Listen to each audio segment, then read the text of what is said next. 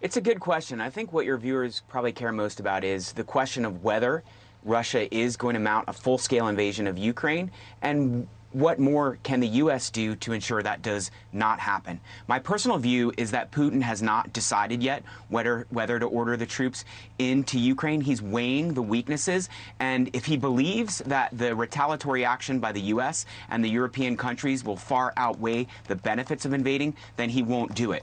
But I think the Biden administration and the European leaders are waking up to the reality that they haven't done enough yet to deter Putin, as Russia seems to be leaning forward on a possible invasion. So the Biden administration is now weighing what more it can do, and it's looking at more significant retaliatory measures, which will include sanctions that will hit at the heart of the Russian economy, including at the defense and petroleum sector industries, and also sanctions that would cut Russia off from the international banking system. But even that is probably not enough, and I think the Biden administration and the European countries recognize that. So that's why they're also thinking about moving U.S. troops into other Eastern European countries. Now, those troops aren't going to be able to defend Ukraine because they're not going to be in Ukraine. So the Biden administration is also looking at doing more to support the covert operations to train and equip the Ukrainian military. And I think that is going to ramp up as well. The hope is that all of those things combine to be enough to deter Putin from moving forward. What do you think? Will it be? I don't know, and I think it really depends both on what the Biden administration does next and what the European countries do next, and if Putin believes that the U.S. and Europe are lockstep on this and that there is going to be a coordinated response, both in terms of the military support for Ukraine and in terms of the sanctions. Sanctions really won't work if it's just U.S. sanctions. It has to be global sanctions supported by the Western powers in Europe and the U.S. and perhaps our other allies in Asia, such as Japan.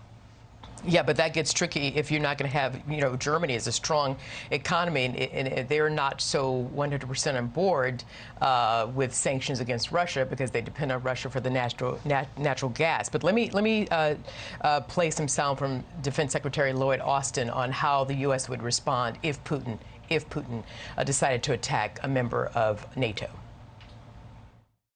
We have an Article 5 commitment to our NATO partners, and so. If Putin were to attack one of those countries, then of course that commitment, that's an ironclad commitment. The president has said a number of times that we will live up to that commitment. And so, but again, our focus is not on fighting in Ukraine. It's on reassuring our NATO partners and allies. Yeah, and David, finally, meanwhile, you've got the Ukraine president, Zelensky.